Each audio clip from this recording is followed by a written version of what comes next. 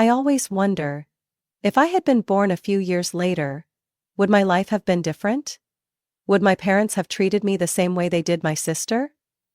Or would I still have been nothing more than a failed draft before they created their masterpiece? My name is Lauren Bennett, the eldest child in a typical middle-class family in a small town in Northern California. From a young age, I knew my parents were not like most others. They didn't just want to raise children, they wanted to create extraordinary ones.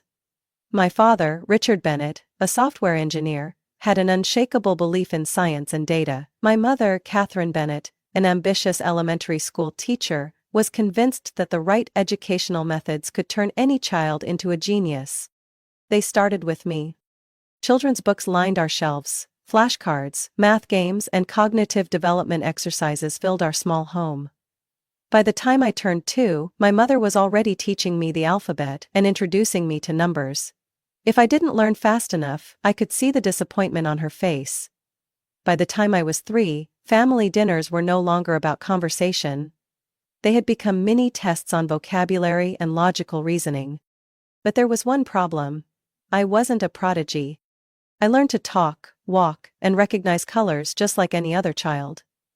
I didn't read before kindergarten. I couldn't name all 50 states by the age of 4, and there was nothing particularly exceptional about me that convinced my parents they were raising a genius. My mother's sighs grew heavier, my father's shrugs more frequent. They still continued to teach me, but their enthusiasm slowly faded. I didn't understand what I had done wrong, I only knew I hadn't met their expectations. And then, when I turned 4, my sister was born. Haley Bennett, a name my mother had carefully chosen, one that symbolized intelligence and excellence. From the moment she arrived, Haley became the center of our family. My mother immersed herself in the latest research on early childhood development. While I had grown up with simple wooden toys and picture books, Haley had an entire collection of brain-stimulating educational tools, ordered from top child development experts. I still remember the evenings when my mother would sit beside Haley, holding up vibrant flashcards, her voice filled with excitement. "Sweetheart, this is a triangle, can you say, triangle?" Haley had barely begun to walk, yet every time she babbled a new word, or showed the slightest hint of advanced coordination, my parents would exchange proud, knowing looks. As if they had just uncovered the next great mind of our generation. "Lauren, do you see your sister?" my father said one night, as I sat quietly in the corner, watching. "She has a gift. We're going to do everything we can to help her reach her full potential." I knew the real meaning behind those words. But you don't. In my own home, I slowly became a shadow. Haley was the special child, while I was just the ordinary firstborn. Not exceptional, not worth investing in. I didn't realize it immediately, but as the years passed, the gap between me and my sister grew wider and wider. On weekends I often escaped to my grandparents' house. William and Margaret Bennett were the only ones in the family who saw me and Haley as equals. Their house was just a few blocks away, yet it gave me a warmth I never found in my own home. They always made time to read to both of us, sharing hugs and smiles equally, never favoring one over the other. One afternoon, when I was 8 and Haley was 4, I sat beside Grandma Margaret on the couch, leaning into her warm embrace as she read a fairy tale. Haley sat on the other side, nibbling on a cookie. "You are both wonderful in your own way," Grandma said gently, stroking my hair. "No one is better than the other." Those words should have come from my parents, but they never did. I had grown used to being invisible in my own home. When I started elementary school, I thought maybe, at least there, I would have a chance to shine in my own way. But it turned out that nothing really changed. I went to a regular public school near our house, an ordinary school with standard classrooms, a small playground, and dedicated teachers. I wasn't the best student in my class, but I was hardworking. I read more books than my classmates, completed my homework diligently, and occasionally earned an A in some subjects. One time, after scoring the highest in my class on a math test, I eagerly brought my paper home to show my mother. She barely glanced at it before giving me a half-hearted nod. "Good job, sweetheart. But Haley just finished learning her multiplication tables. She's only 6 and she already understands division too. How amazing is that? I clenched my test paper, the joy of my achievement fading instantly. No matter what I did, it was never impressive enough. But whatever Haley did was always worth celebrating. When it was time for Haley to start school, she didn't go to public school like I did. My parents spent months researching prestigious academies and specialized programs before finally enrolling her in Westwood Academy, an elite private school for gifted students. Westwood hiam chihan hoxin no toi, hung haili, diamrat sao chong bai dangia nang luk, mitoi ko voi hang shom va mo poichio.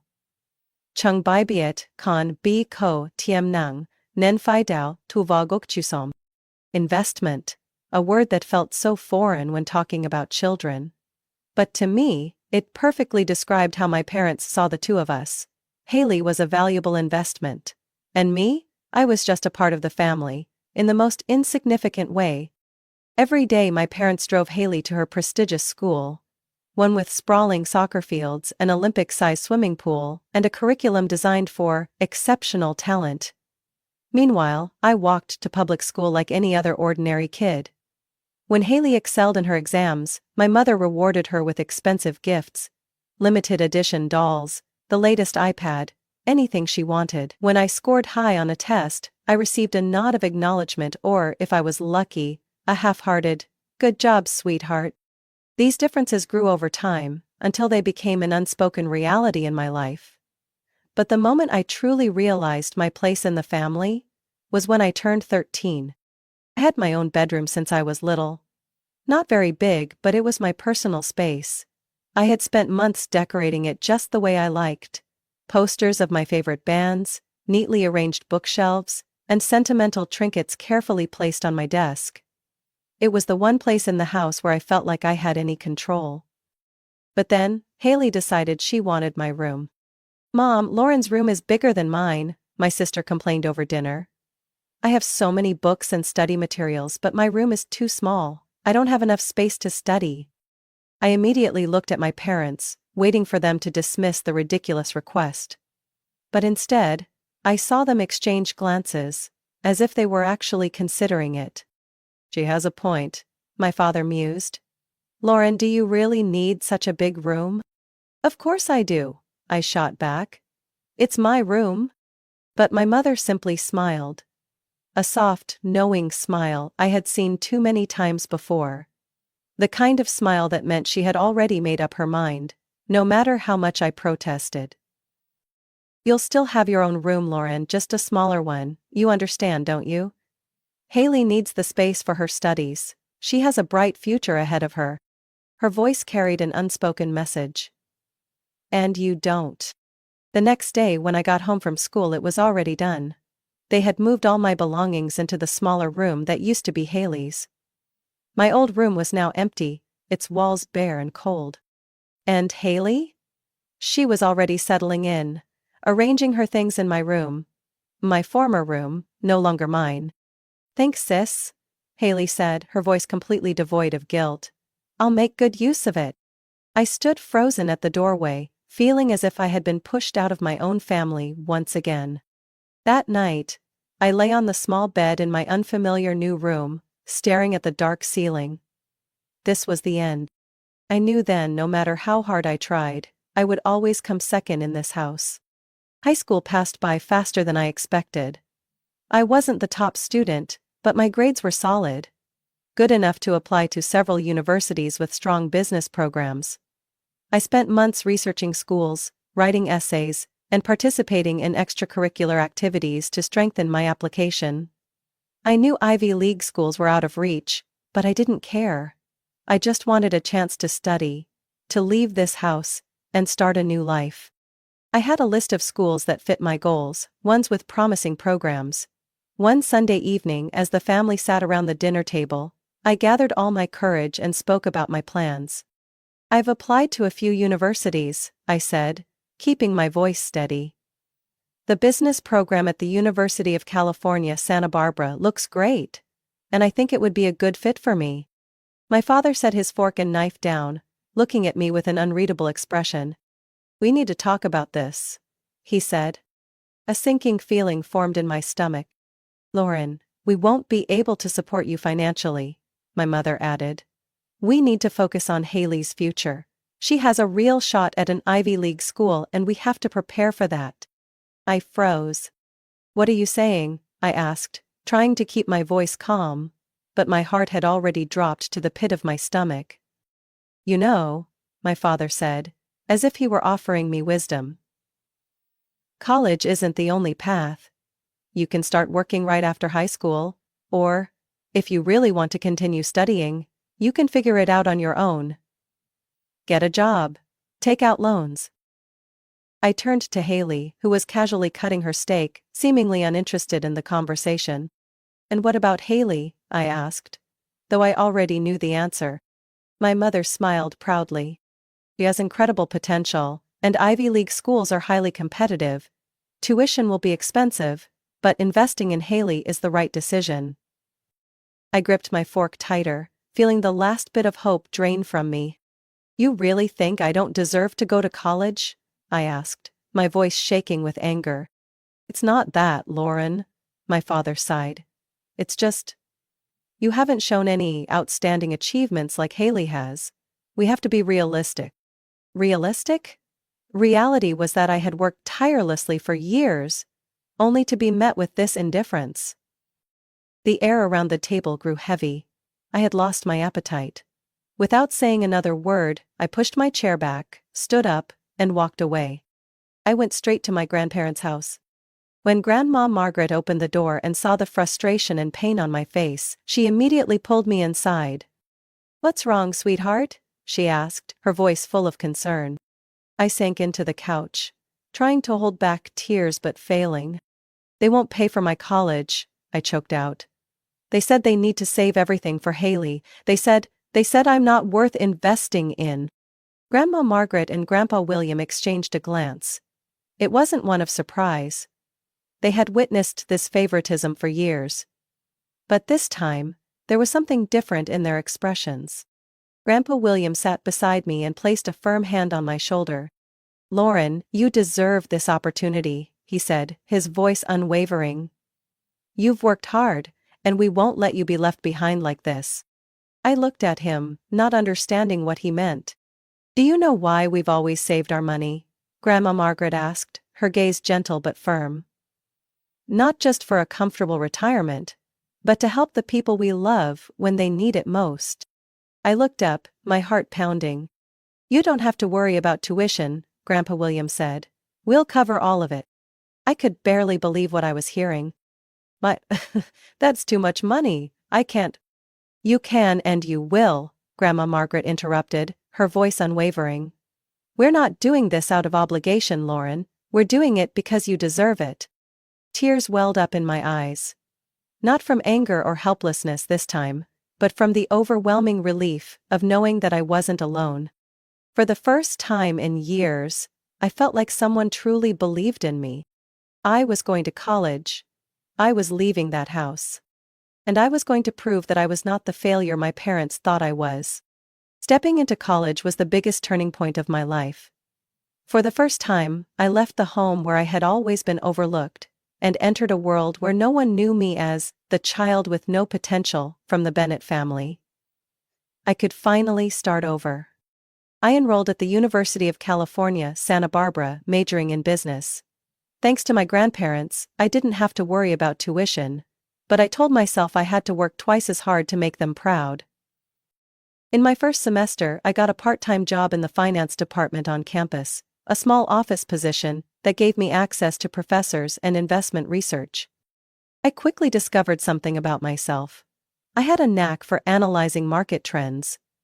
Corporate finance, risk management, and investment strategies didn't overwhelm me the way they did for some students.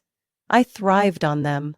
I spent hours outside of class reading extra materials, tracking stock market patterns, and testing out simulated investment strategies. By my second year, I landed a competitive internship at a local investment firm. It wasn't just a learning opportunity, I was given actual projects to work on. One day, an analysis I conducted helped the company avoid a major financial loss. The head of the department called me into his office and said, "Lauren, you have an eye for detail that not everyone does. If you keep this up, you're going to go far in the finance industry." I walked out of his office that day with a strange yet empowering realization. For the first time in my life, someone in authority recognized my worth. I didn't need my parents' approval anymore. I had proven my own value. While I was building my career, step by step, Haley's life was taking a very different turn. She had been accepted into the University of Pennsylvania, one of the prestigious schools my parents had always dreamed of. The day her acceptance letter arrived, my mother cried with joy and my father popped open a bottle of champagne. I wasn't invited home that day, but I didn't care. At first, everything seemed to be going well for Haley. Her social media was flooded with pictures of elite student organizations, extravagant parties, and gatherings with accomplished peers. My parents continued to boast about their golden child at every family event. But then, through phone calls with my grandparents, I started hearing a different story. "Haley doesn't call home as much anymore," Grandma Margaret said during one of our conversations. "Your mother told me she's been complaining about the academic pressure. It seems like she doesn't like the school as much as they expected." As time passed, the updates about Haley only got worse. She started missing classes, spending more time partying and hanging out with her wealthy friends. I wasn't surprised. Haley had grown up with our parents fixing every problem for her, but in a rigorous university environment, no one could take her exams or write her essays for her. One day, my grandfather called me, his voice filled with concern. "Lauren, your parents are in a panic. They just received a warning letter from Haley's school. Her grades are plummeting, and if she doesn't improve, she might be suspended." I didn't say anything. I had seen this coming. My parents had done everything to create a perfect path for Haley, but they had never taught her how to be independent, how to face failure. Now, there was no one left to clean up her mess. A few months later, the inevitable happened.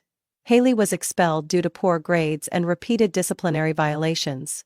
She moved back home, for the first time in her life, with no clear plan for the future. My parents were devastated. They had placed all their hopes in Haley, and now she did nothing but sit in her room all day. No school, no job, no direction. They encouraged her to enroll elsewhere, to find another program, but Haley refused. "You don't understand anything," she screamed at them during a family dinner, according to my grandfather. "I tried my best, but college isn't for me. I don't want to do this anymore." Instead of the talented daughter they had once proudly flaunted, my parents were now faced with a bitter, aimless failure. I heard all of this through phone calls with my grandparents, but I never went back. I had my own life, a growing career, and I no longer wanted to be part of the chaos my parents had created. They had abandoned me long ago. Now, it was my turn to abandon them. Time passed faster than I had expected. Within a few years, I went from an intern to a full-fledged financial analyst. After graduating, I was hired at Sterling Capital, an investment firm based in San Francisco.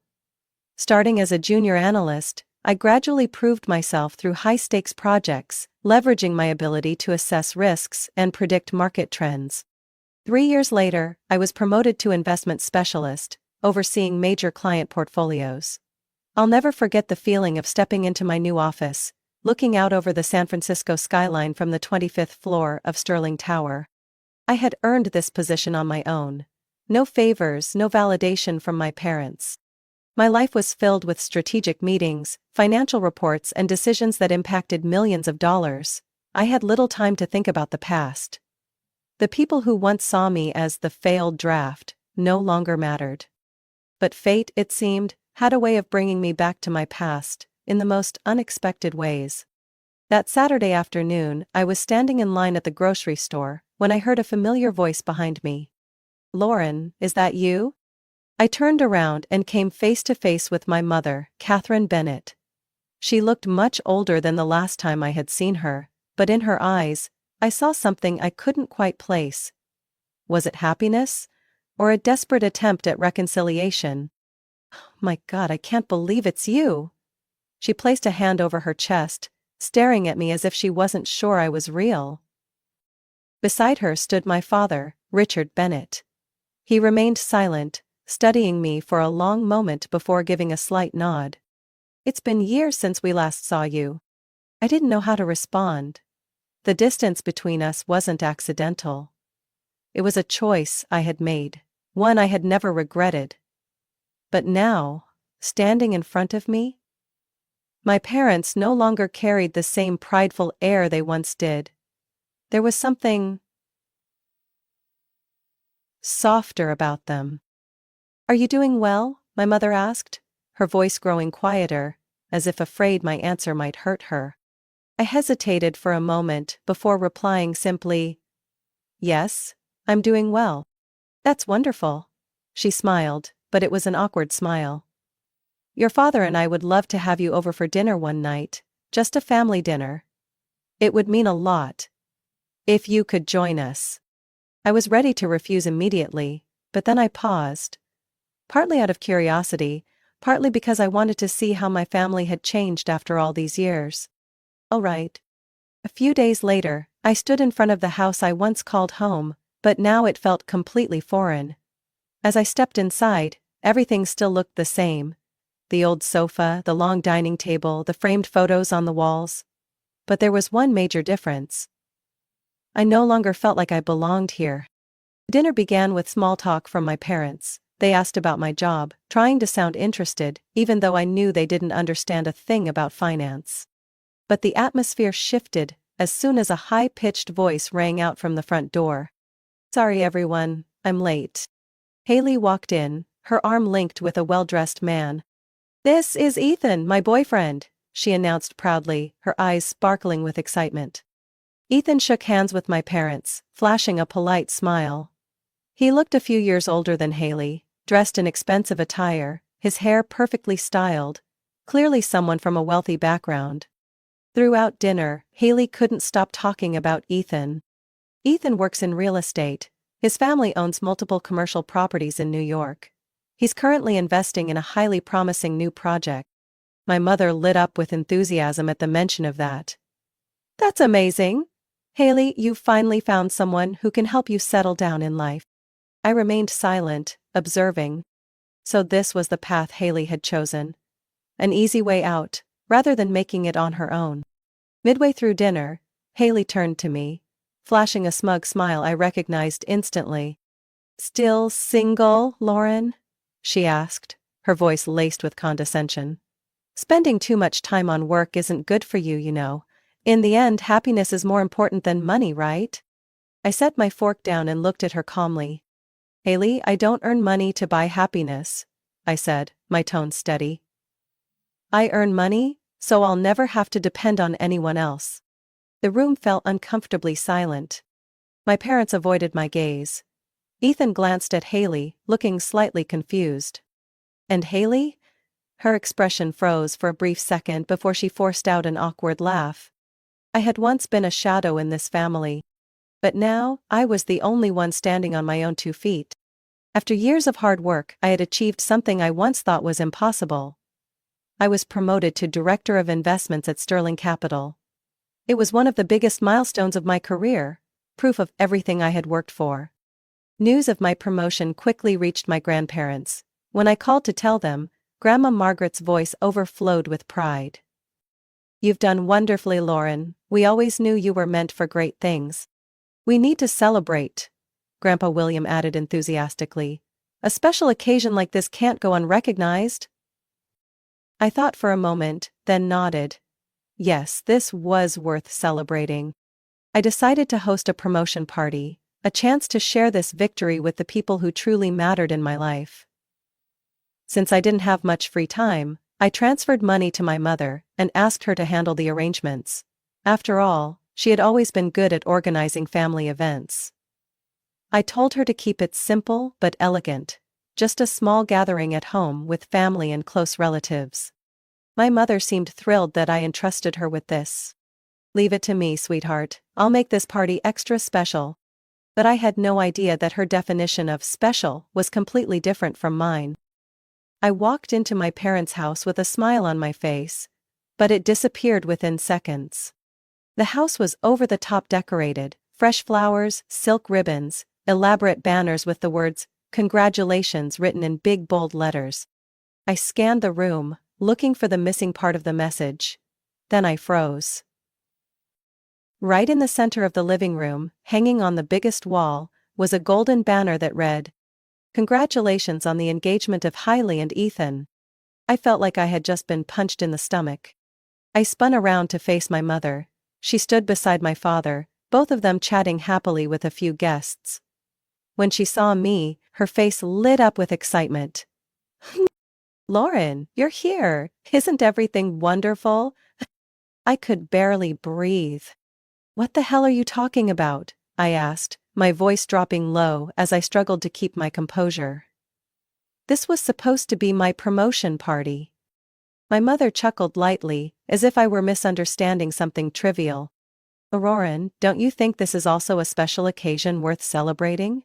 Hailey and Ethan got engaged. While I was preparing your party, I thought, why not combine the two? A family gathering, double the joy." Double? No. They had taken my party, used my money, and turned it into a celebration for Hailey. I clenched my fists so tightly that my nails dug into my palms, almost drawing blood. I looked around the room. The guests were all raising their glasses, toasting to Hailey and Ethan. My grandparents stood in the corner, looking just as shocked as I was. Hailey walked over, one hand looped around Ethan's arm, the other raised to show off her sparkling engagement ring. "Do you like it, Lauren?" "Ethan picked it out just for me." I turned to Ethan. There was something off about his expression. Not the excitement of a man about to be married, but hesitation. I met his gaze. "You do realize this party wasn't meant to celebrate your engagement, don't you?" Ethan blinked. "What do you mean?" I stepped forward, raising my voice just enough for everyone to hear. "I want everyone here to know that this party was supposed to be a celebration of my promotion to Director of Investments at Sterling Capital. I was the one who transferred the money for this event. I trusted my mother to plan it, but instead, she turned my celebration into Hailey's personal engagement party, without even telling me."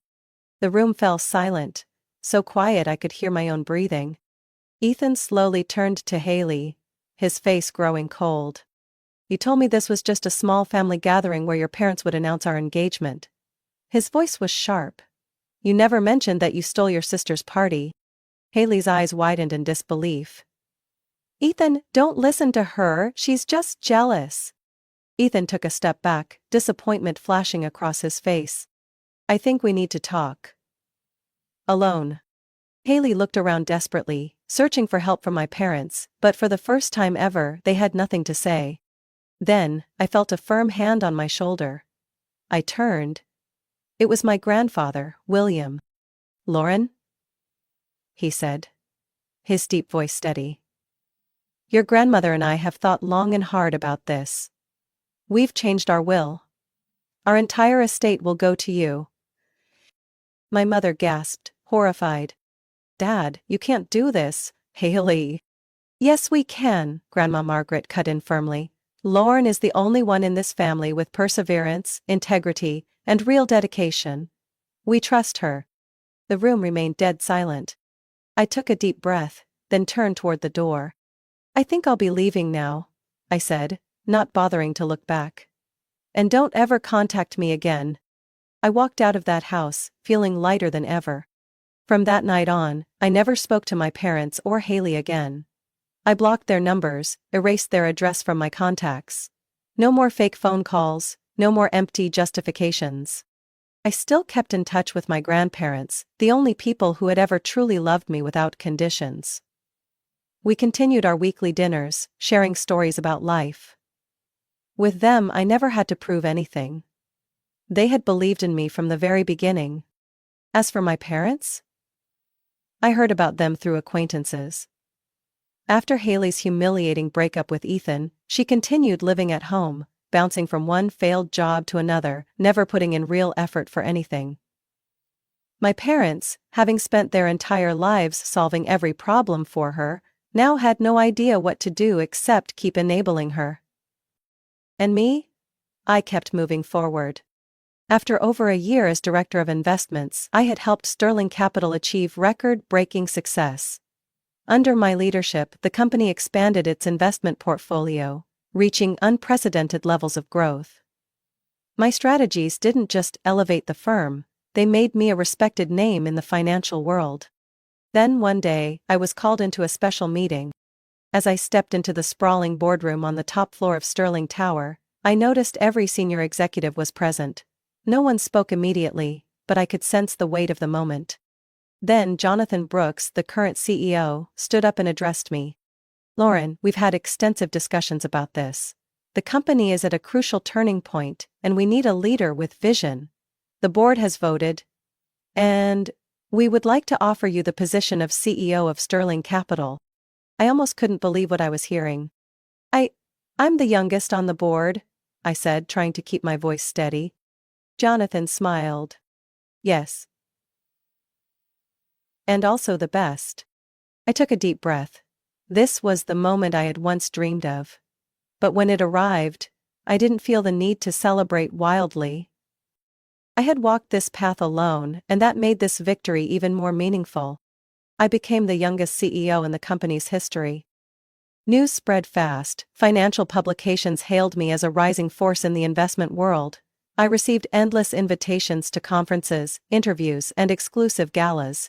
Events I had never imagined attending before. But to me, only one celebration truly mattered.